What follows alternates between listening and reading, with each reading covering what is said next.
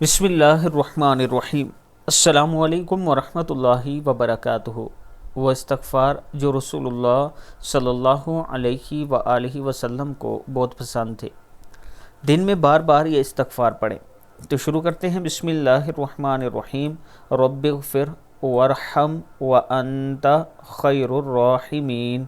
या रब माफ़ फरमा और रहम फरमा, तू सबसे बड़ा रहम करने वाला है। फिर है अस्तग़फ़िरुल्लाह रब्बी मिन कुल्ली ज़ंबिन व अतूबु इलैहि। मैं अल्लाह से हर गुनाह की माफ़ी मांगता हूँ और इसी की तरफ पलटता हूँ। फिर है अल्लाहुम्मा अग़फ़िरली वरहमनी। ए अल्लाह मुझे माफ़ फरमा, मुझ पर रहम फरमा।